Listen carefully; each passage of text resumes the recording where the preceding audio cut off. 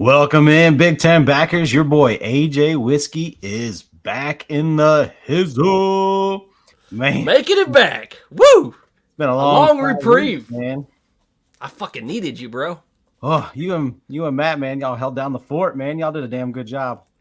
That was Vegas a did it. banger episodes, man. Vegas did it, man. He helped me out. It was good to go. We got you back. Life is good. I feel normal again. Lead this show, baby. Lead it. Let's go, man. Let's go. There's been some we got spring football ahead. You know, Caitlin Clark, future woman of the year. My prediction anyway. She's been tearing up the scene. Oh, she making it on Time Magazine? We lost the orange juice. The orange juice is gone. Man, what's breakfast going to do without the OJ? I know. What are we going to do without orange juice? Lord have mercy, man. You got to have the orange juice. Hey, but we got to know, was he guilty? You know was he guilty? I don't know.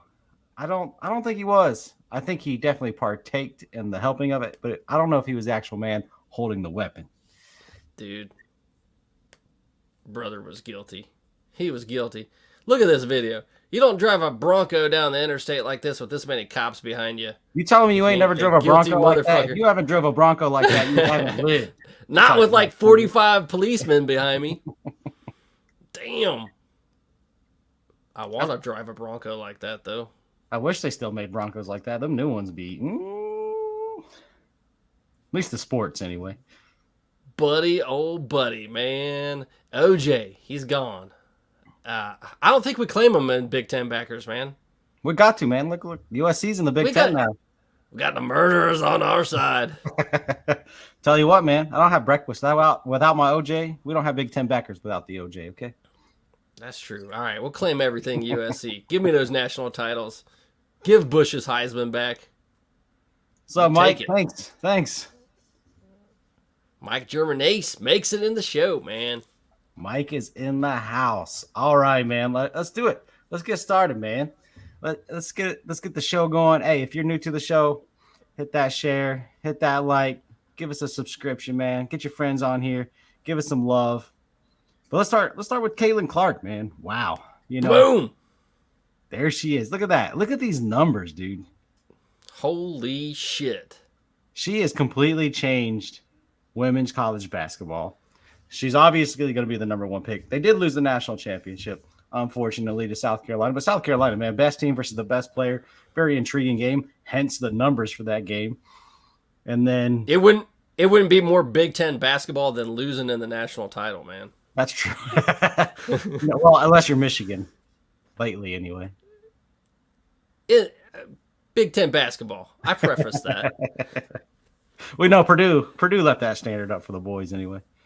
Yeah, they did, man. But those numbers, my goodness, 18.9 million people on a Sunday afternoon watched that game versus the 14.5 million for the men's. I mean, blew them out of the water. 4 million people. And not only that, like, we're talking football too. It was the most watched of any college football game except for one.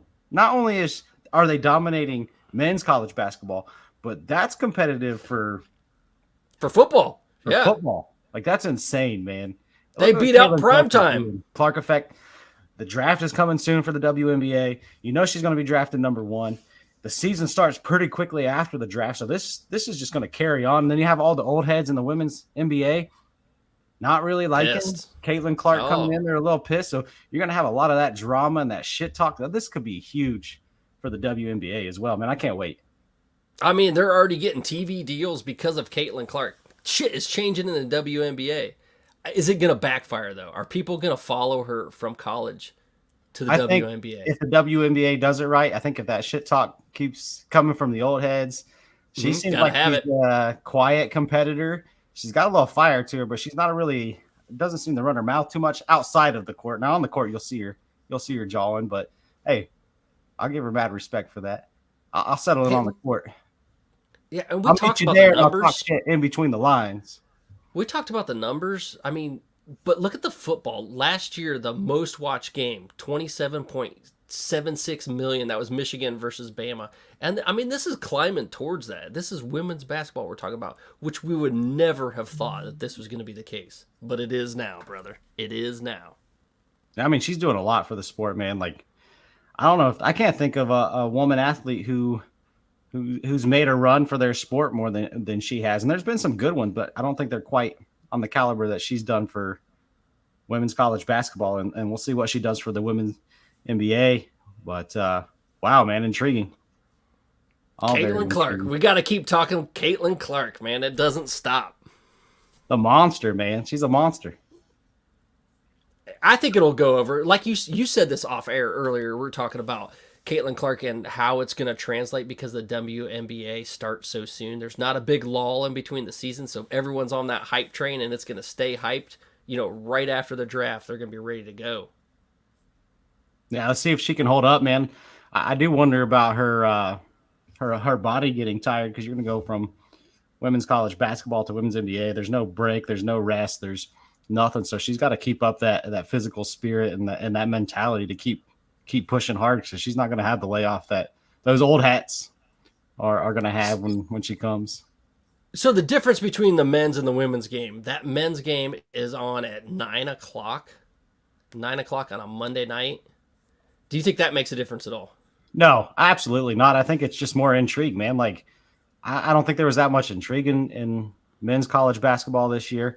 I think there was the least I was looking forward to it. But when it came to women's college basketball, man, Caitlin Clark's name and you talk about LSU and Reese, you talk about South Carolina. South Carolina never lost a game. There was just so much more intrigue, I think, with women's college basketball than men's college basketball this year. And they did a good job kind of hyping it up and telling Caitlin Clark's story and telling LSU's story and telling South Carolina's story. And I just think men's college basketball, you had to repeat national championship.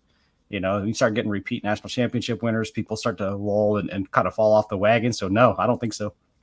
I think it makes a difference. I think it makes a huge difference, man. It's like getting all jacked up, having whiskey dick on a Saturday night, and then realizing, shit, man, I can't drink. I can't get my friends together. I got to go to bed. If you're not a fucking loser, you got a job or a kid or something that's got to get you up in the morning. I'm going to bed, man. I don't like to watch this. I disagree because if you look at like Monday Night Football, everybody watches that, man. Like Monday Night Football, that's a little different, man. But I'm saying, but you stay up for it. It's the most watched sport ever. I was saying, if it was intrigue and if it was very intriguing, people would have stayed up on a Monday night and watch it. Yeah, they're intrigued by other things on Monday night. I mean, there's some people that are hardcore fans. Clark and women's college basketball. Change that to a weekend. Let's have a party. Let's have a cookout. Let's have a good time. Let's get all our friends over. It just ruins the mood, man. So less people watch. Nah. I think we got to change that national title game, too, from a Monday night. I mean, national title game for college football is on a Monday night. That doesn't stop me. I know. They should change that shit. I agree. It did. I think it should stay on Saturday. Man, if it's not like an intriguing game, I might go to bed. And I'm a huge college football fan. I'm like, I'll watch that shit tomorrow. I'll wake up early. It belongs on Saturday. I'll give you that. Any college sports. Yeah, football's on Saturday. Belongs on Keep Saturday. that shit on Saturday. National championships should stay on Saturday, regardless. Period. But we'll go down that rabbit hole. We just did. Moving on. Let's wrap it around the tree a few times. Let's talk about all the other things we don't like about college football. My other big pet peeve when it comes to college football: opening day weekend. Man, you got Thursday night, Friday night, Saturday night, Sunday night, and Monday. No NFL. Put your best product out there. Put your best games out there. There should be a primetime game every night for the opening day or weekend of college football. And it seems like it's going to be better this year than last year. But typically there's maybe 3 really, really good games, some okay games, and then everybody else is playing freaking cupcakes.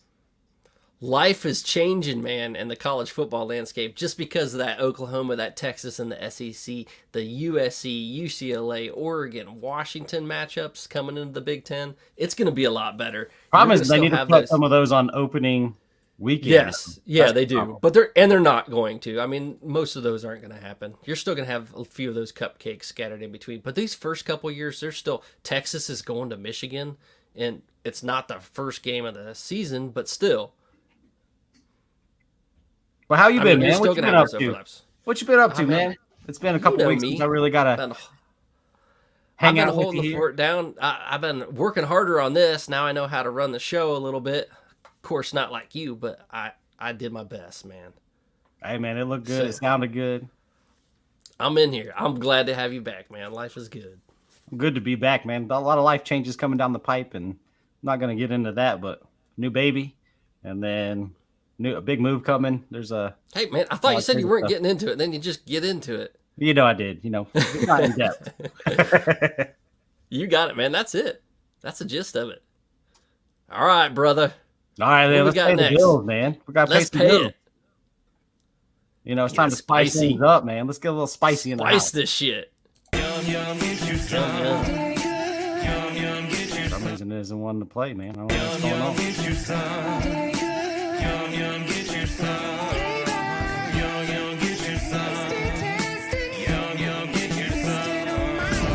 Seasoning, food's favorite flavor. Yum, yum, get you some. I'm Joe Burrito, your favorite burrito. Whoa, whoa. Joe, we all know you're the best. What? You can always do better. What you got? Try the new Dano's Hot Chipotle. Hey. Ooh, that's spicy. Yum, yum. Yum, yum, get you some. All right, yum, get you some. Let's get spicy, man. Just in time for spring football, man. All these spring football games kicking off the next couple weeks. We want to ask the fans out there, if you're watching, man, comment about what team you're looking forward to seeing spring football, and then what's the main story for your team when it comes to spring football. That's what we want to talk about. So off the top, man, it's football. It's spring football, but it's still football. What do you think, man? What are you looking forward to? You're an Ohio State fan. What do you want to see out of Columbus? I just got to tell you, you know what spring football does to me. You know what football in general does to me. So we got to get this shit going. I got to tell you what football does to me. It makes me feel like this. Sport in the wood. Bicycles formed. Marches on. So Jonathan. Stiffy, Mr. Mortis. Rigor mortis is set in. Flesh Rocket, Jack's Magic Beanstalk, Tall Tommy, Mushroom on a Stick, Mr. Mushroom Head, Purple-Headed Yogurt Slinger. And Pedro. All right, man. That is how I feel right now. We're talking college football. That's all we need to know. All right, so what are you looking forward to at Ohio State, man? What's the main story? What do you need to hear? What's the scoop for the spring game this weekend? Oh, dude, there's a lot. We got to see the quarterbacks, first of all. They got a quarterback room that is deep as hell, but the young gun, Justin Sayin, man. Saying he's slinging it. And Jeremiah Smith, man, saying he's going to catch it as well, man. He can catch anything. We got highlights of that. We're going to show you that video later. But what we want to know is what the Big Ten backers and what some of these other people are saying on social media. Philip Belcher says tackling because keeping our starters from injury is weak. It's a weak-ass concept. We want to see a full-on scrimmage. And I agree with him, man. What is up, man? I fucking totally agree. I want to see some shit, man. Yeah, that's one thing that I've kind of died with spring football is like the weird point systems. If you get a sack, that's a point. If you get a first down, that's a point. You get a 3 and out, that's a point. Like, can we just get some regular ass football? Like, can we just get some play that? The ones on ones. Get that scrimmage going. Let's see them fucking hit. You know, if you're the one's offense, you get the 2 defense. If you're the number 1 defense, you get the 2's offense. And let's just fucking go play some football and smack some helmets, man. I get it. Don't hit the quarterback. I understand that. You don't want to take your starters out. But Ohio State really doesn't have a starter right now, so let's fucking bang it. Hell yeah. Phillip, fuck yeah. Let's see it, bro. I really want to see those boys under pressure with 85,000 people possibly in the shoe. You want to prove yourself? You want to prove this team's not weak? You don't need to yell at Lou Holtz. Just go out there and do it. What else you got, man? There's some other good comments out there. What you got? Oh, Dylan McIntyre, a Bama fan, I have to say. It says he's excited to watch them choke as usual. That, you know, everyone's got to hate on the Buckeyes, so I get it. And choking on them. Some people aren't getting the question, like Brandon Snyder. He said you guys should be excited about Kelly's offense. Yeah, well, he's not going to show the offense, not in the spring game, man. This is a scrimmage. I am excited. I'm going to be excited for it in the season, but I don't think we're going to see much from that. You should get a sprinkle or two, though. You might get a kind of base set. Might get some stuff. But the running game, not going to see the full thing for sure. Absolutely not. Not going to happen with that stacked backfield. a new running back coach. What Kelly brings is a dynamic running game, and we'd like to see that. So we'll see what happens. You know what I'm not looking forward to when it comes to spring games is the overhype. Whenever you get that spring game champion, or the opposite where you get to deflate you name it, whatever quarterback throws an interception or the offense. Oh yeah, he's awful now. Yeah, exactly. And then you see some guys that just show out in a spring game, and then you don't see anything from them all season. You're like, what happened there? Was it just you always get those spring game champions, and then they'll get 2 or 3 catches during the season, it seems like, and kind of fall off. I remember Justin Fields, man. You're a Buckeye fan. Remember when Justin Fields had that terrible spring game, and everybody kind of panicked. And oh yeah, they're like, he's not going to start. He's going to be terrible. Whoops. Yeah. I mean, some people will have to learn the offense. Some people are just showing out just on raw athletic ability, and then the whole schedule hits them. The whole playbook hits them, and then it's a little bit more complicated, and you just can't be a young gun and go out there and be, a Superman.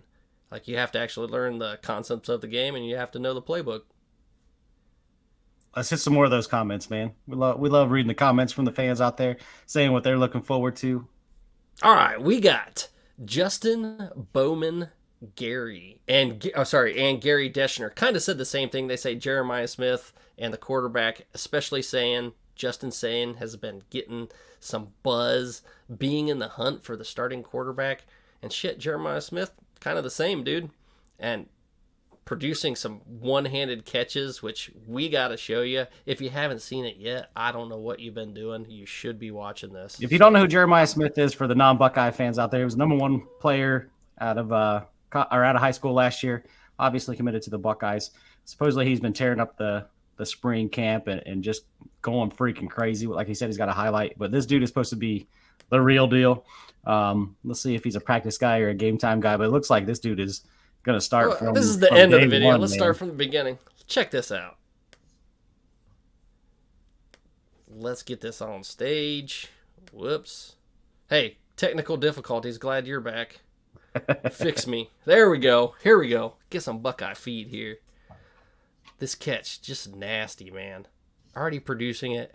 Hasn't even played a game, but he's got highlights all over Twitter. You see that cameraman? He's like, ooh. Look at this catch, man.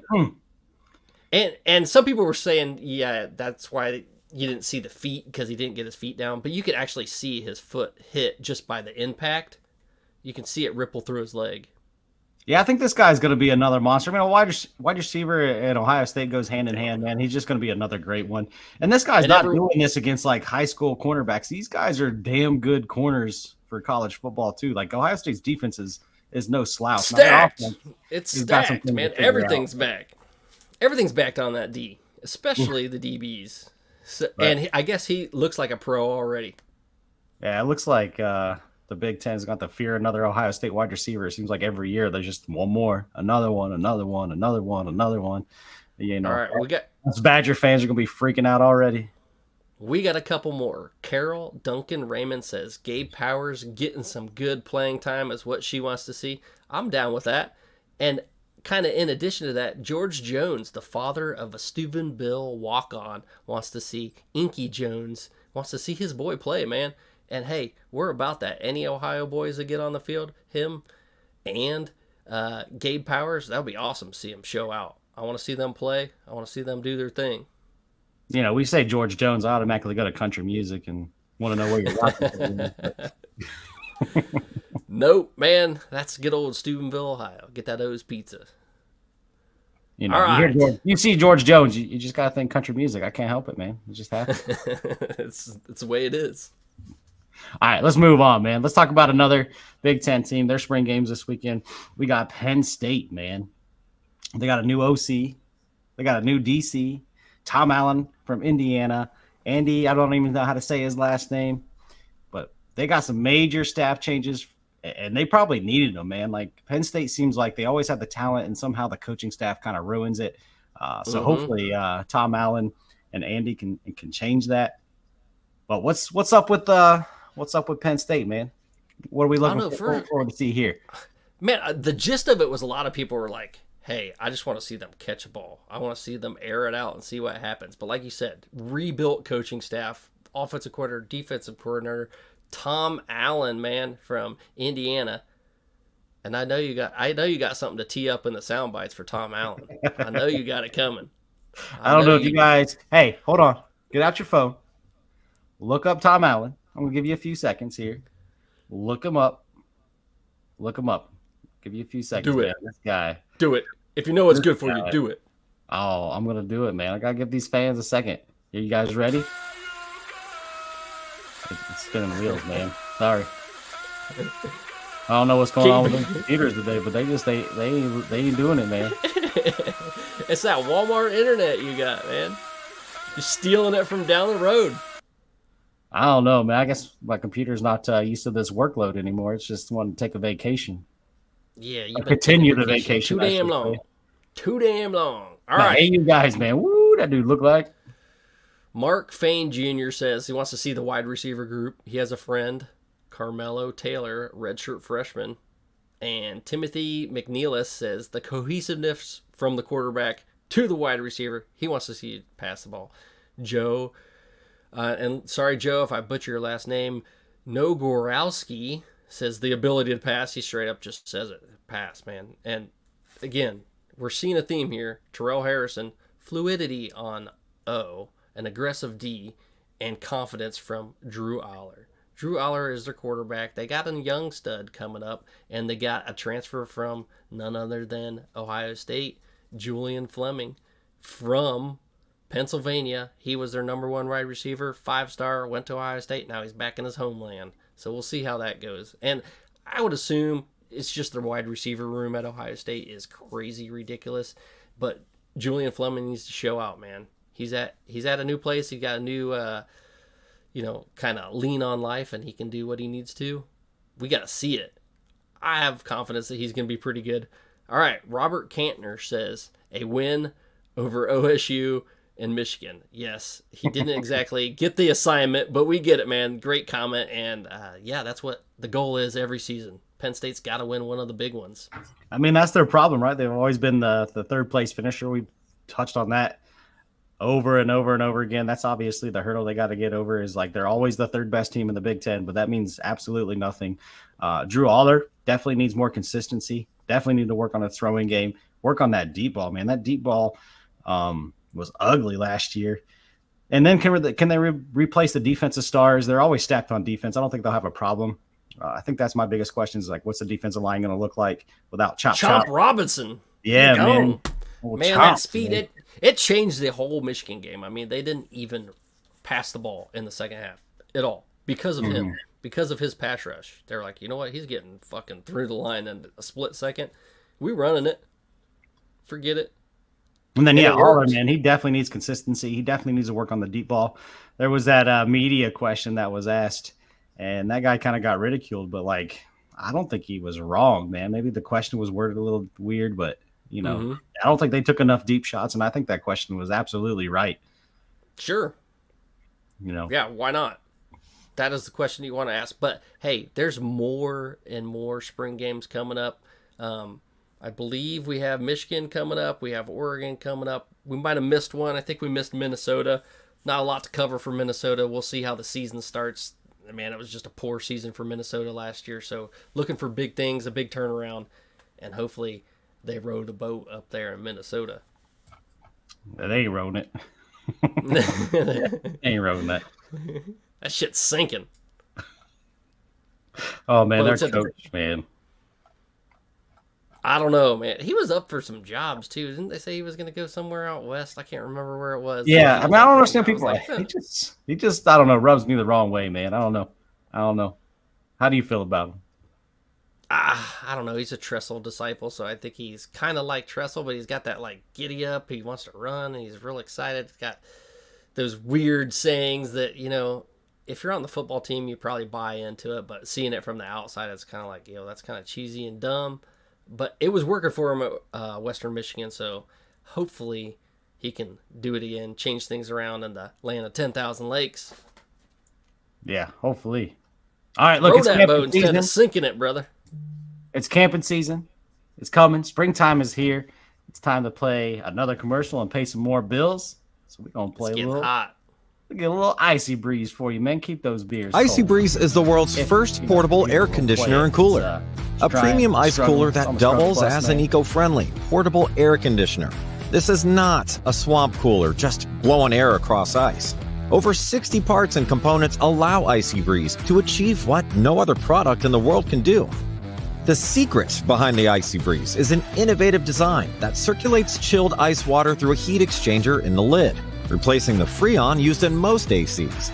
Fresh air is drawn from hidden vents in the top of the cooler, pulled across the exchanger, and chilled down to 35 degrees cooler than the outside air. A 3-speed fan control delivers Icy Breeze's dry, cold air up to 25 miles per hour, just like a car AC. And a stay-put flex hose directs the breeze in any direction. Wherever you need it, Icy Breeze helps you beat the heat. I might be needing me an Icy Breeze cooler for where I'm going. Oh, That let's might beat come it. in handy. Hey, they need to give us out some of those, man. They do. We I need to might take be. so. We should take those to some tailgates. We Get that good. shit going. You might be tailgating. Your boy now, he ain't gonna be doing no tailgating Not this year. anytime soon. Not for a couple years. Stuck overseas, man. Like overseas. I'm excited though, man. It's overseas. It's a great assignment. It's just football's gonna be a little different for you, boy.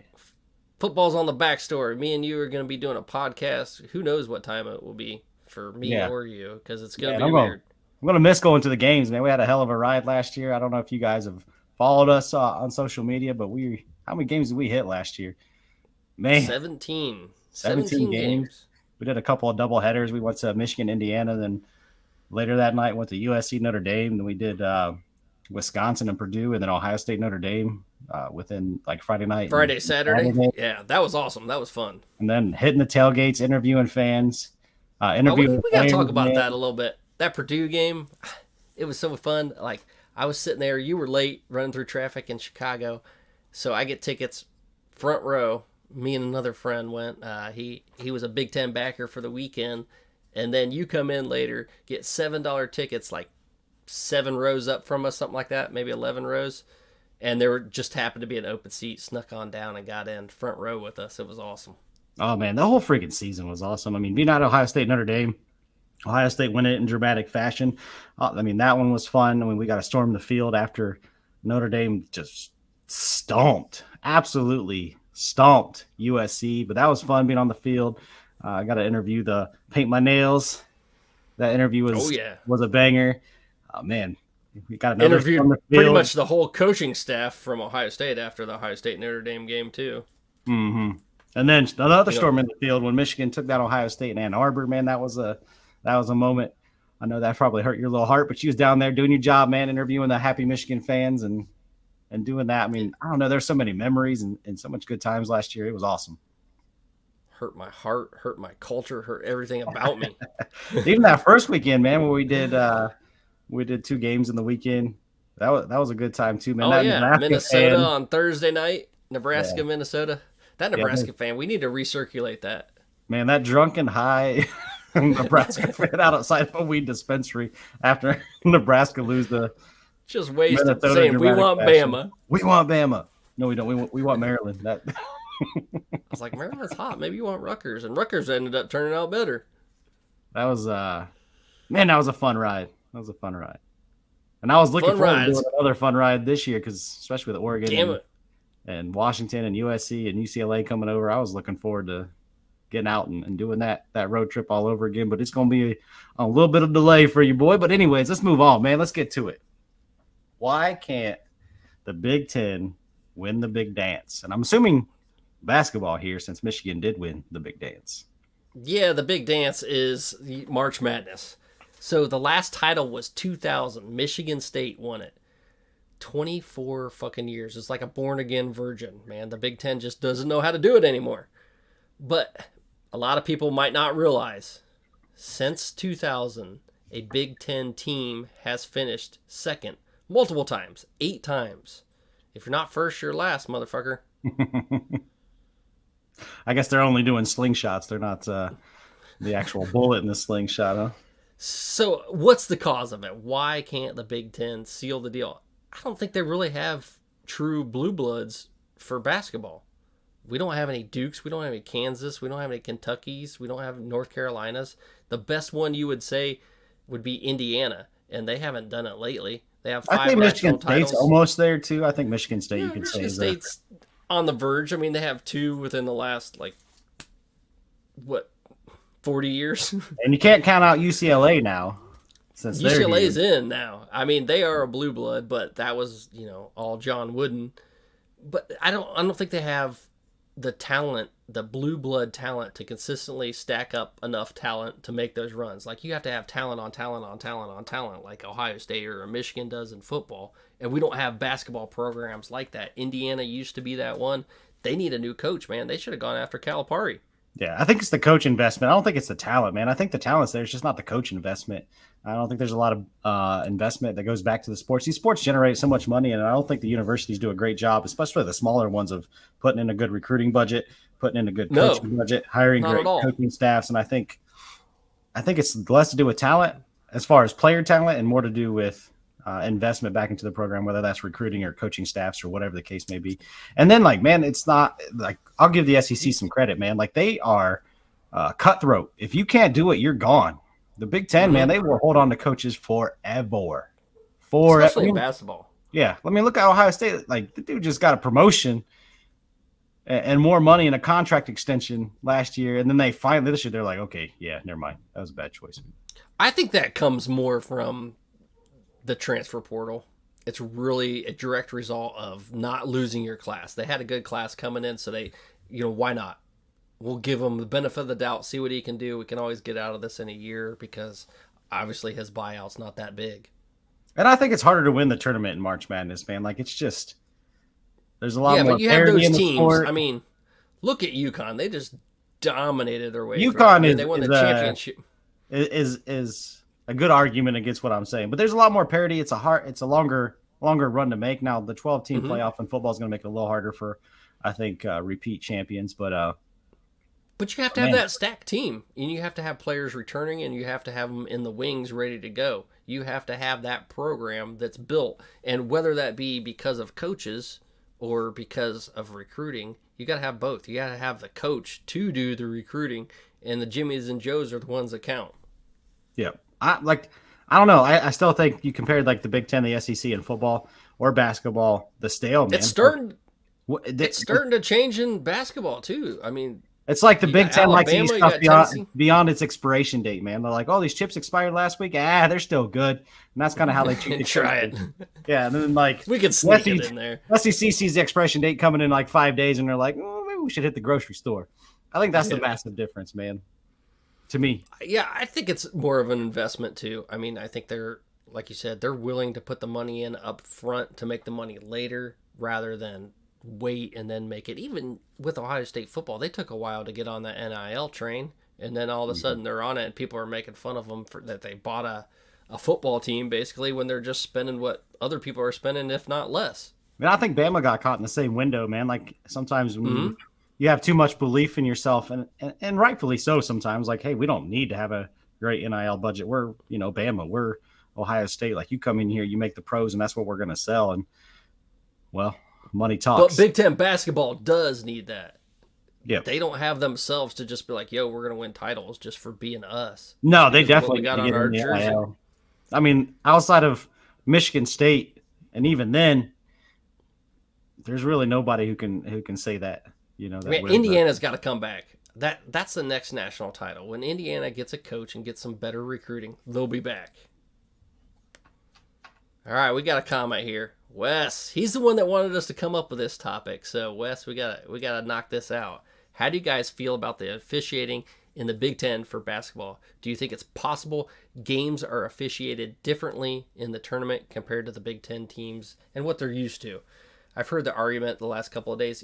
Well, traditionally, you'd say the Big Ten bangs a little bit more. They let them push around, and then they can get into foul troubles. I think it's difficult for the tournament because it's a little more inconsistent. Like, you might have referees from one league and then referees from another league, and then the next game you have referees from even another league. So while they may be the best of the best in the country, they're also from different leagues and they have different focus points that, maybe they're calling fouls a little tighter, maybe they're calling travels a little tighter. So it's hard to really say. It probably does make a difference, but I believe it makes a difference for every team.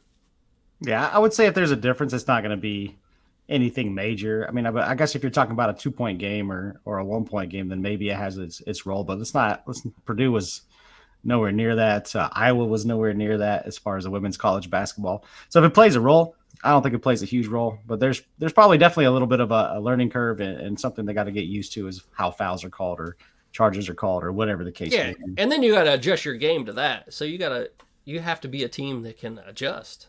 You can't just be, I'm just going to pound it in and try to run everyone over and score. And I don't think that's what Purdue was. I mean, to some extent they were, but they had some outside shooters. And UConn was just a team of destiny. They were that good. Oh, yeah. I mean, they were freaking absolutely awesome. I think Purdue probably wins it most years. But that UConn team was just not having it. Lights out. Lights out, man. 15 points in the national title game. It was easy for them. And they pretty much, I think outside of Bama, they pretty much walked through. Yeah, they did. The playoffs pretty easily without too much trouble. I don't even think Alabama really threatened them all that much, but they gave them a little bit tighter of a game. But I think they were just a team of destiny, like you said. Oh, for sure. I mean, Alabama knew how to score. They were the highest scoring team in the country. Anything else, man? Anything else? 40 people in this show watching, man. I'll tell you what, man. Like, and not to make fun of my own conference, but man, every time we have issues in a national championship game, we like to point out them zebras. We kind of sound like the NFL. Yeah, fuck that, man. We don't need to talk about referees. I hate that. You know what? Winners. I think they can make a bigger difference in basketball than they can in other sports, though. I mean, because you get people fouling out of the game. It's kind of like the targeting rule. I mean, they have that all the time in basketball. I'll just say this. Winners have trophies, losers have stories, and they usually wrap around zebras. That's right, Miami. Direct shot at the Hurricanes. All right, man. It's time for the quickies, I reckon. Yeah, and the quickies, maybe we have some games coming up, some spring games that we got. Oregon plays, I believe that's on the 27th. Michigan is on the 20th. And I can't recall all the other spring games, so if anyone's got that behind their board, let me know.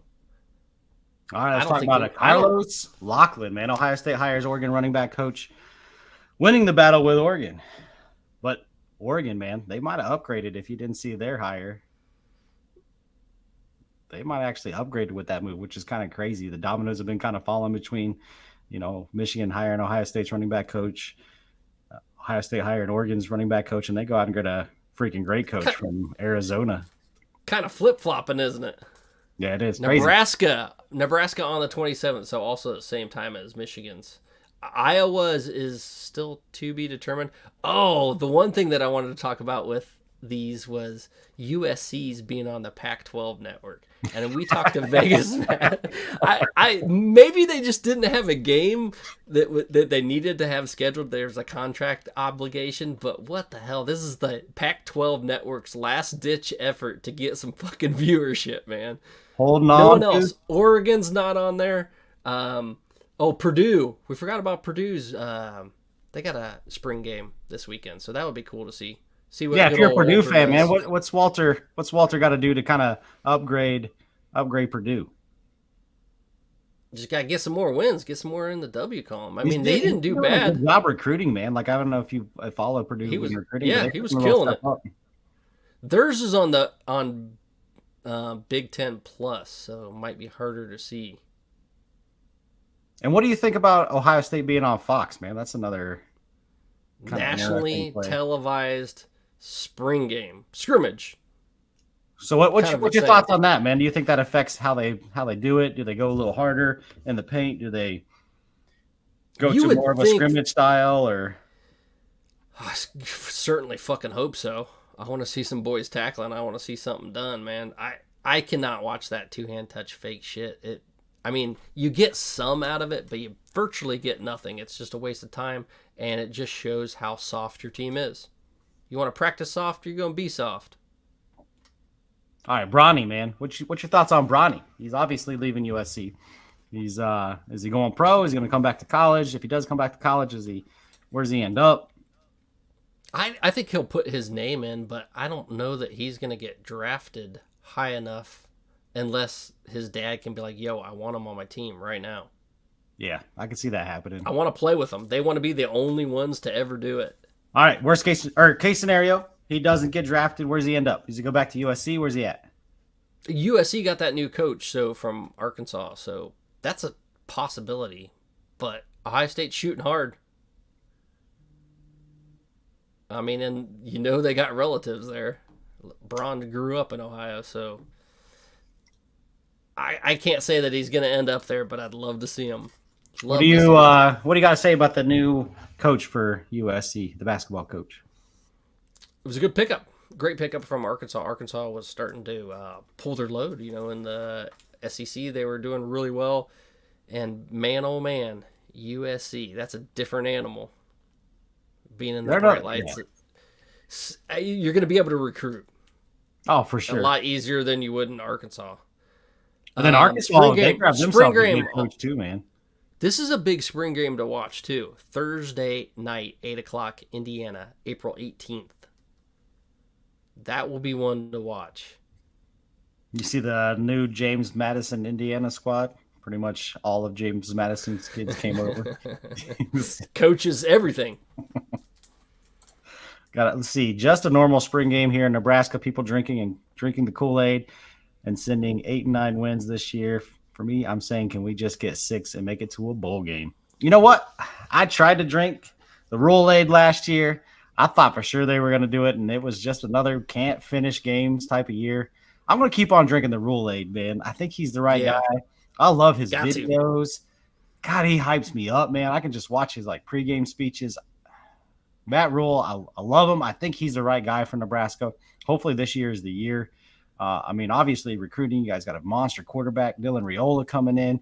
Now, I wouldn't say that you can depend on him to get you in. Come on, Dylan, get it done. But you name it, man. I think Nebraska's headed in the right direction. They just got to figure out how to win those tight games, man. And I think they could get to those 8 wins. I think 9 wins might be a bit of a stretch, but you're talking about a couple of balls bouncing one way or another, man. And they were probably at 8 wins last year, and you could say that under the previous regime too, man. They just couldn't finish those games, man. Go ahead and shoot me, because I got to mention this. The national championship team from last year, Michigan, also on Fox, April 20th. Oh, man, Fox is doing some big things, huh? Fox is getting it. They have to play. I mean, what kind of ratings are they going to get? There's some money involved here if Fox is doing it, so they have to get a show, right? I mean, I get it with Ohio State. You know, they usually have record-setting fans at spring games every couple of years. The fan base is massive. I'm kind of interested to see what Michigan numbers can pull. You know, obviously they're hot. They're going to be, you know, the fan base is obviously motivated because it just won the national title. There's going to be a lot of questions about what that Michigan offense is going to look like. If everybody thinks that Michigan's going to fall off a cliff and not be good last year because the coach left and all these players left on the offense, that defense is absolutely stacked, man.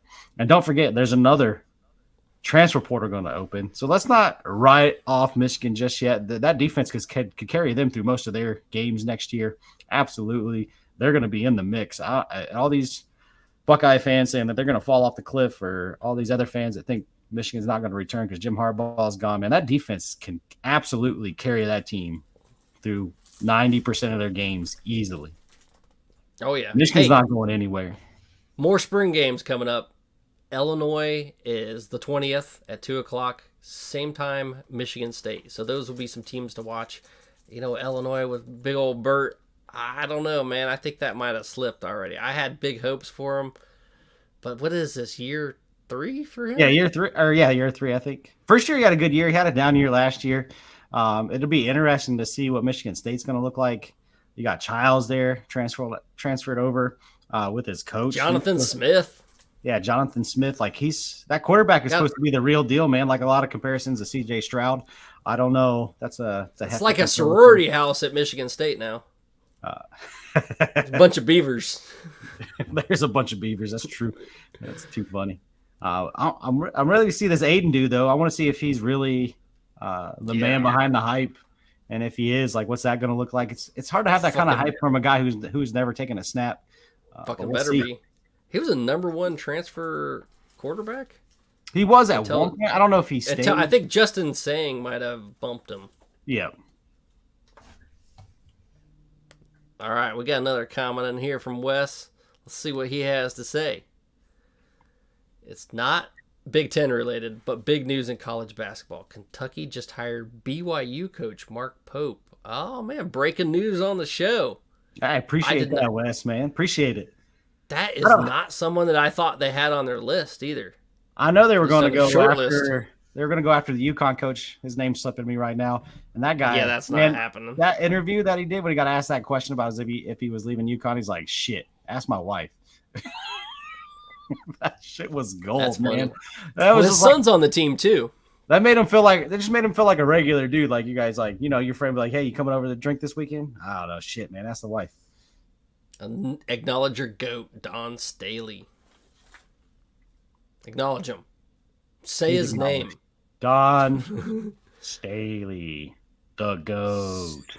Staley. Oh, you weren't here last time. Andrew Anderson had to correct us on a little bit of Southern twang. Fidna. Fidna? Yeah. Fidna kick your ass? Yeah, you would have got that.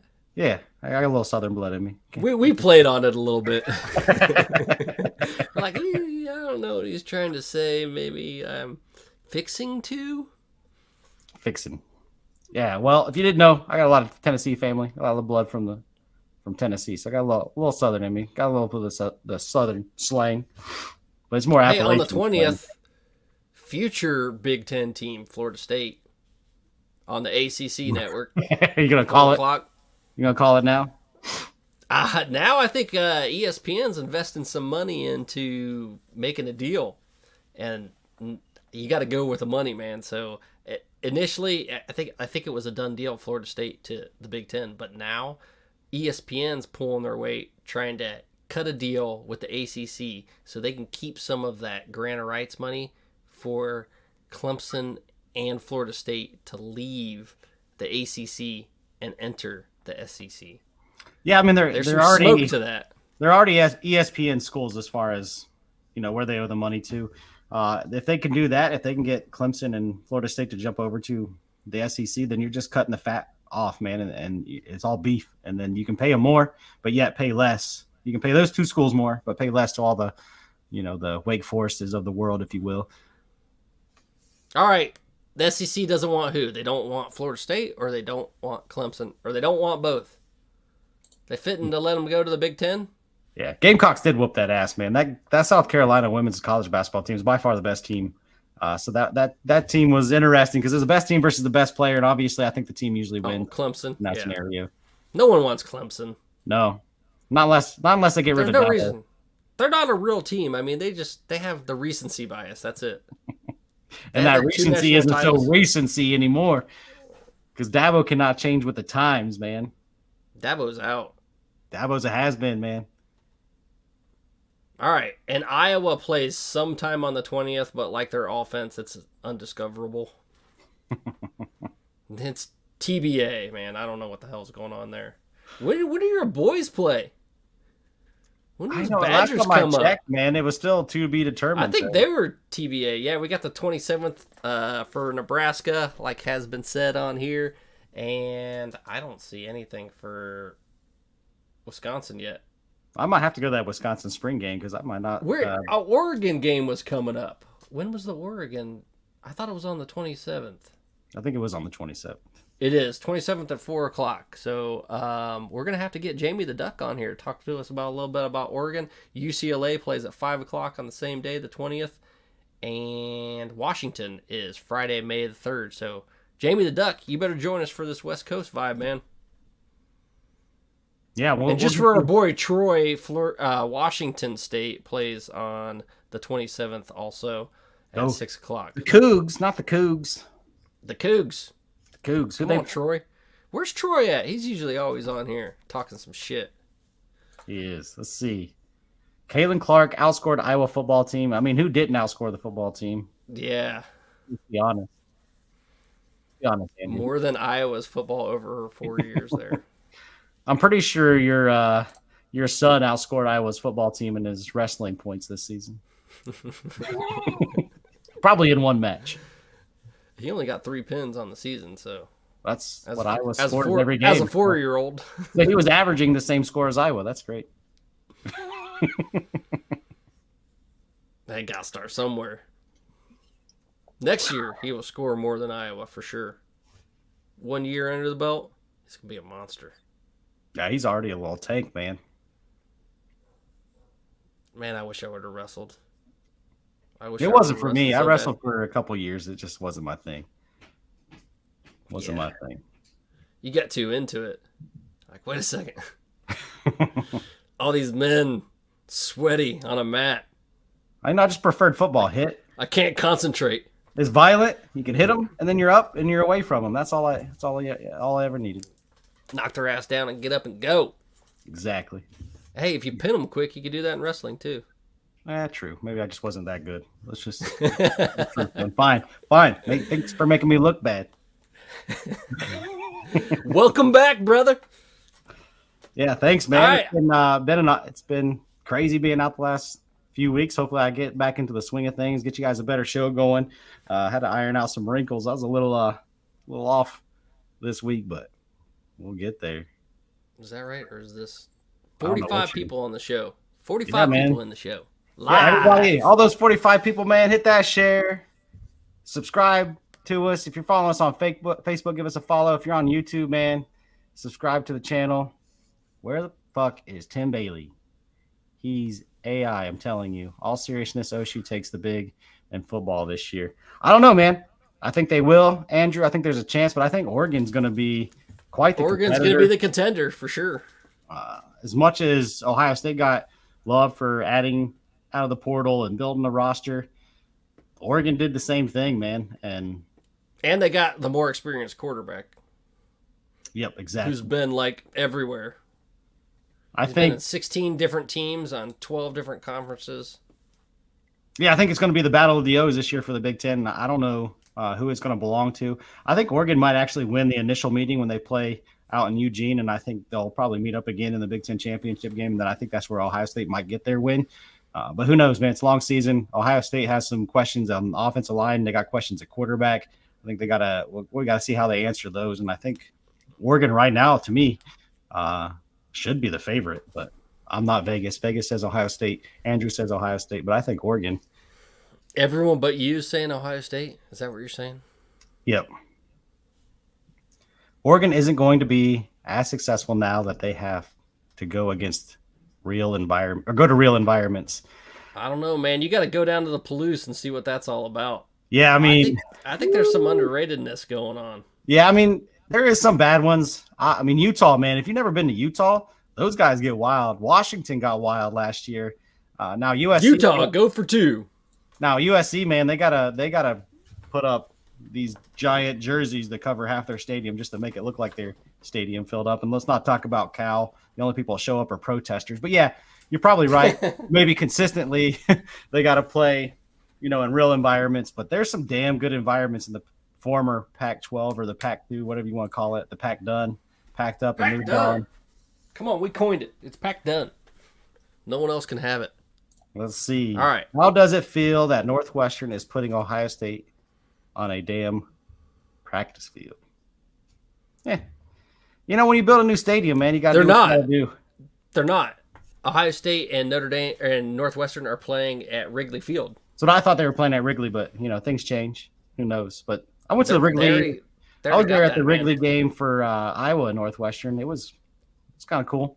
Got to go in person. Got to see. It was kind of interesting outside of I think. But that fucking practice field. I think of the 9 points that were scored total until the last 2 minutes of the fourth quarter.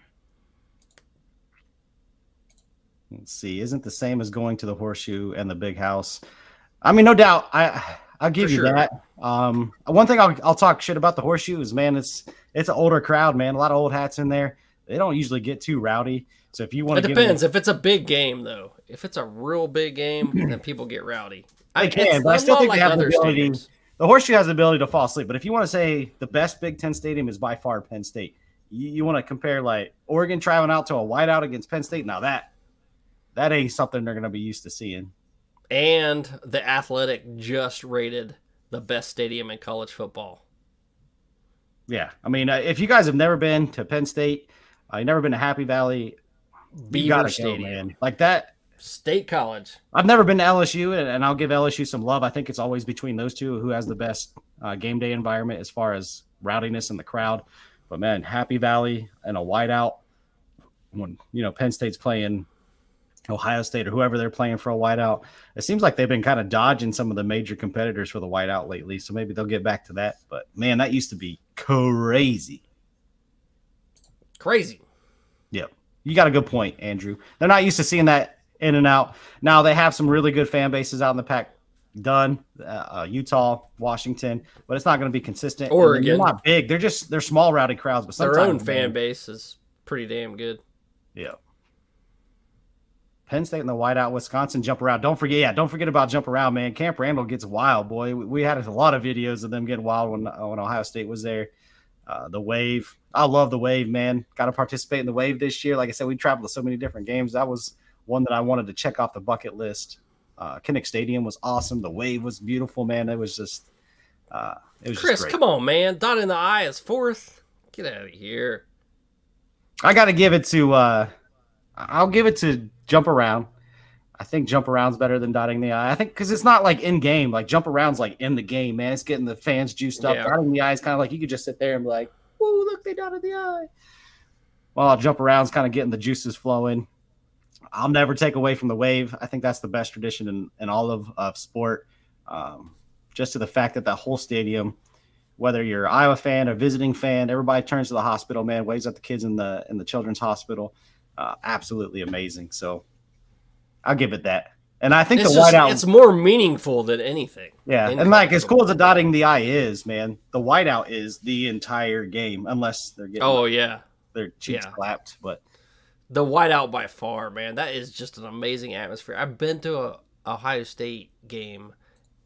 It's 2007, and they lost at the whiteout, and I still had a fucking blast because that environment is awesome, dude. Anytime Wes, if they're doing the whiteout, check that shit Nebraska's coming in, you got to go. Nebraska, man, like we went to a Nebraska game a few years ago when Ohio State rolled into town because we used to travel to football games prior to doing the show, and man, that's like one of my favorite places to visit. But to me, it's not the game day traditions; it's just the fan base, man. Everybody, Nebraska fan base is the best. Tailgating, we had the most Nebraska argument I've ever heard. Two Nebraska fans were arguing about which company provides the best corn seed for their farming, and I was like, "This is just awesome, man."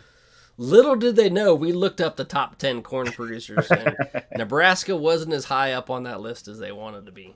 I think people forget the western side of the state is a little mountainous, so it's not so good at farming. Arid, too. Yep. Let's see. Nebraska is another amazing environment. You ain't kidding, Andrew. Absolutely. That's to me, and I was actually shocked by Notre Dame. Past year was the first time I got to go to Notre Dame, and that was amazing environment. I shouldn't have been too surprised, but I was a little bit surprised.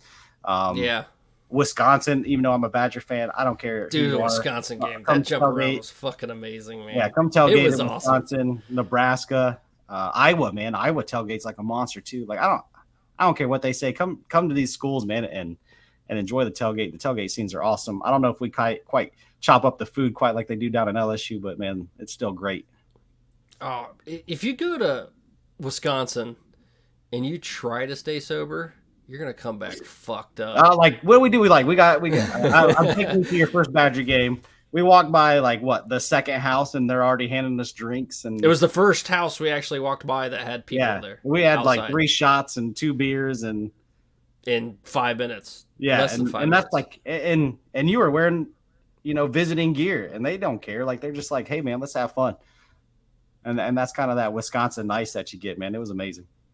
Yeah, we were just walking around parking lots, and people were having trays of shots, just handing them out to us. I'm like, dude, I'm done. They're like, no, you're not. Here you go. That was one of that was probably the most friendly, fun environment.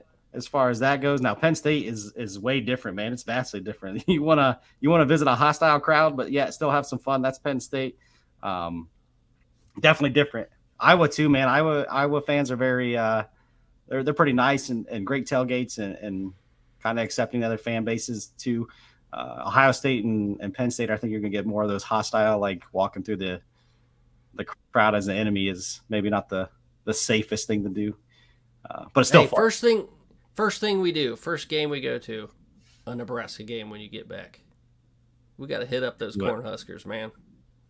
And not to talk shit on Michigan since they won the title, but I'm going to talk shit on Michigan. Their tailgating was a little disappointing, man. In comparison to like everywhere else we went in the Big Ten, Michigan was a little subpar, in my opinion. Oh, yeah. Andrew's hooking us up. He meant to say shared, not shares. Appreciate it, Andrew, man. Thanks for looking out. Andrew's the man. College Football Villains. Go check them out. Andrew's podcast. Yeah, the Villains, man. Good show. Good show. Let's see. I've been to Clemson on game day. The environment was dud, and Georgia Tech beat them. And the next morning to the parking lot, they left behind grills, tents, chairs, etc. Thanks, Tiger fans, for the goodies. Ha ha. That's awesome. That's too funny. I tell you what, man, their fans online are they're a little hyperactive. Yeah, they are. Well, I mean, every fan base has those people, man. They have those gung-ho people that see the blinders always. Ohio State has them. Michigan has, even the smallest fan bases, the smallest of the small, still has those people. We got some Rutgers fans talking shit all the time. Let's see. The guys I tailgate with for Nebraska games, we have a rule that give out at least 12 beers and 12 burgers to visiting fans that walk by our tailgate. We did. That's what we got, man. We were walking around, and not only did we get that treatment, they brought us into their tailgate. We hung out with them pre-game. We went into the stadium, watched the game. Then we met up with them after the game. And then we hung out with them after that. Like, we were out bar hopping with them. They showed us where to go. Like, you don't want to go over there. Come on over here. Nebraska, what was the name of that place? Man. Awesome. They took us bar hopping afterwards. It was like rail yard. It was the rail yard or something. I was so hammered, dude. I just remember eating the pizza on the way back to the hotel, trying to find our hotel on the way back. That's all I remember. It was a good time. Good time. Clemson game day isn't bad. I'm a Gamecock fan. I can admit it. You fucking cock. He loves the Cocks. What can you say? Kentucky basketball. We can hire anyone we want. Settling for Mark Pope from BYU. Talking about delusional fan bases. Yeah, I can't disagree. I think maybe there's something to him. I don't know. I don't know much about Mark Pope, so I don't know much about BYU basketball, to be honest with you. Yeah, same. And by not much, I mean zero. Clemson fans are always very cool. Never had a problem, even as their biggest rival.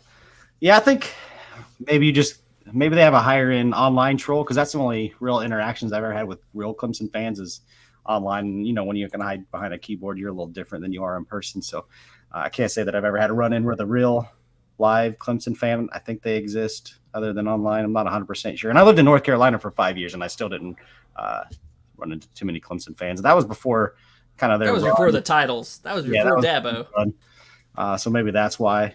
Pre-Dabo, they were like Northwestern. I wouldn't say that far, but pretty close. They did have a national title. I ran into a lot more South Carolina fans than I did Clemson fans then, so I don't know if some of those South Carolina fans moved on over to Clemson once they started going on that run, because all I knew as far as North Carolina and South Carolina was the South Carolina fans, and Clemson fans were a dime a dozen. I mean, not a dime a dozen, the opposite. I don't know why I said dime a dozen. South Carolina fans were rough going down to those Outback Bowls when they were spanking us. And they took the Mr. Ohio. Oh, gosh, what was his name? I can't remember his name. They took the Mr. Ohio for a running back, and he just destroyed us in Trestle's first year. I remember that. Chris says, you never met a Vandy fan till you met me. Laughing my ass off. Not true. Not true. I got family in Tennessee. I know a couple of Vandy fans down there. Cocks are always loyal. That's not true. I've seen plenty of unloyal cocks in my day.